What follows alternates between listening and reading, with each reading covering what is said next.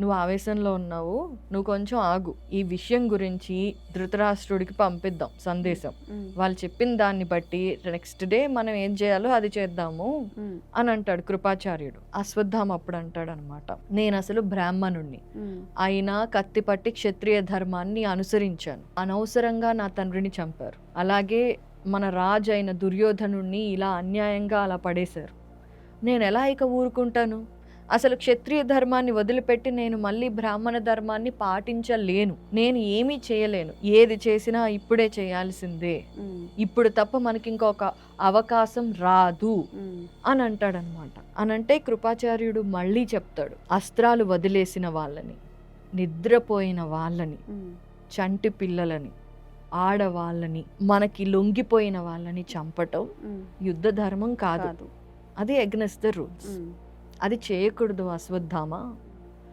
తప్పు, నువ్వు ఎన్నో దాన ధర్మాలు చేసావు, నువ్వు మహారథులలో ఒకడివి, అలాంటిది ఇలాంటి పాపం చేస్తే నువ్వు ఎలాంటి శిక్ష పడుతుందో చూసుకో, అది తప్పు అనంట. తప్పైనా నేను చేయాల్సిందే, నేను ఇది చేశాకే శాంతపడగలుగుతాను, నేను ఇంకా వేరే ఆలోచన పెట్టుకోలేదు, మీరు వస్తారా రండి, లేదంటే నేను ఒక్కడనే వెళ్తాను అని అంటాడు. అప్పుడు కృతవర్మ ఉండి, మిగిలింది మనం ముగ్గురమే కాబట్టి ఏది చేసినా మనం ముగ్గురం ఒకే పని చేయాలి, సరే మేము మీకు సహాయం చేస్తామంట.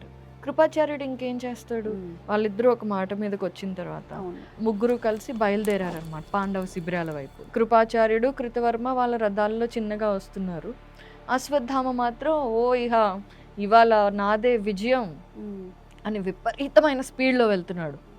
సడన్గా అతనికి పాండవ శిబిరాలకి వెళ్ళే కొంచెం దూరంలో ఒక భూతం వచ్చింది అడ్డం, చాలా పెద్ద భూతం వచ్చి అడ్డుపడింది. తను బాణం వేస్తాడు, బాణం వేస్తే ఆ భూతం మింగేస్తుంది, ఇంకా 2-3 బాణాలు వేస్తాడు, ఆ బాణాలన్నీ ముక్కలైపోయి కింద పడిపోతాయి. అలా ఎన్ని బాణాలు వేసినా ఆ భూతం అసలు వెళ్ళట్లేదు. అప్పుడు అశ్వత్థామ మనసులో అనుకుంటాడనమాట, ఓ నేను చేస్తున్నది తప్పు పని కదా, అధర్మానికి ముందుకు వెళుతున్నాను, అందుకే ఈ భూతం నన్ను ఆపడానికి ప్రయత్నిస్తోంది, నేను చేస్తున్న తప్పే అనే రియలైజేషన్ వస్తుంది. కానీ వెంటనే ఇమీడియట్గా వాళ్ళ నాన్నకు జరిగిన అన్యాయం గుర్తొస్తుంది, దుర్యోధనుడు గుర్తొస్తాడు. గుర్తు రావటంతో మళ్ళీ వెంటనే ఆవేశం వస్తుంది, లేదు నేను పాండవుల్ని ఏదో ఒకటి చేయాల్సింది అనే ఆలోచనతో ఆ భూతమేమో వెళ్ళట్లేదు, రథం దిగుతాడు, అక్కడే కూర్చుంటాడు. అశ్వత్థామ శివ ఉపాసన చేస్తాడు. సో అశ్వత్థామ వెంటనే అక్కడ కూర్చుండిపోయి శివారాధన మొదలు పెడతాడు అనమాట. అతను ఎంత భక్తితో చేస్తాడంటే, ఎంత నిమగ్నమైపోతాడంటే, వెంటనే అతని ఎదురుగా ఒక బంగారు హోమం వస్తుంది. ఆ హోమంలో అగ్ని వచ్చేస్తుంది. కాసేపు అయ్యేసరికి ఆ అగ్నిలో నుండి ప్రమద గణాలన్నీ బయటకు వస్తాయి. అవన్నీ వేరు వేరు ఆకృతులలో ఉంటాయన్నమాట. కానీ అసలు అశ్వత్థామ భయపడట్లేదు. అంటే శివుడు ప్రత్యక్షం అవ్వాలి, శివుడే అతన్ని ఆశీర్వదించి ముందుకు పంపించాలి అనేది అతని ఆశయం.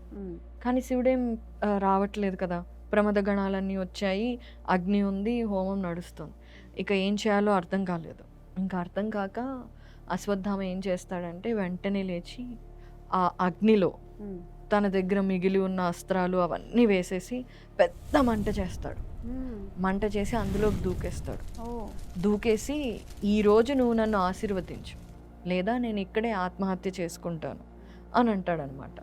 అగ్నిలో అతను కాలిపోకుండా పరమశివుడు ప్రత్యక్షమయ్యి అశ్వత్థామతో చెప్తాడనమాట, అశ్వత్థామ, విష్ణాంశ సంభూతుడైన శ్రీకృష్ణుడు నేను ఒక్కటే, కృష్ణుడు కూడా నన్ను పూజిస్తాడు, నాకు ఆయన అంటే చాలా గౌరవం, అందుకే పాండవ శిబిరాల వైపు నువ్వు వెళ్లకుండా నిన్ను ఆపాను.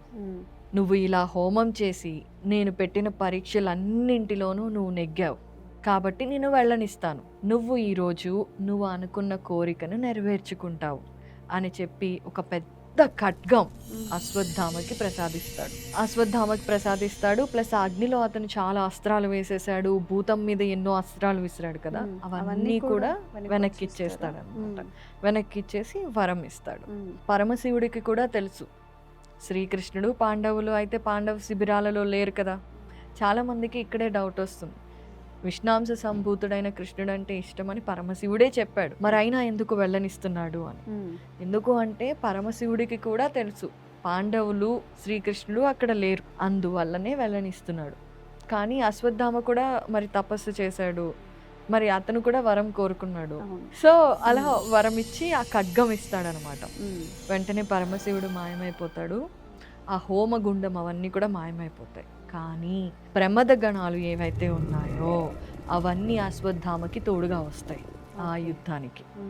ఇతను ధ్యానం చేయటం, పరమశివుడు రావటం ఇవన్నీ అయిపోయాక కానీ కృతవర్మ కృపాచార్యుడు అశ్వత్థామ ఉన్న స్థానానికి రాడు. సో అవన్నీ అయిపోయి వచ్చేస్తాడు. అశ్వత్థామ చేతిలో ఖడ్గం ఉంటుంది.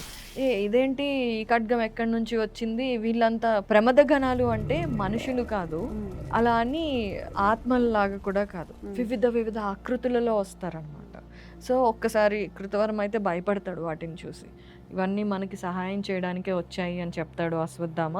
ఇంకా ముగ్గురు కలిసి పాండవ శిబిరాలలోకి వెళ్తారు. అయితే కృతవర్మ కృపాచార్యుడు శిబిరాలలో ఎంట్రన్స్లో ఉండి కాపలా కాస్తూ ఉంటారు. సో అలా పాండవ శిబిరాలలోకి అశ్వత్థామ ఎంటర్ అయిపోయాడు.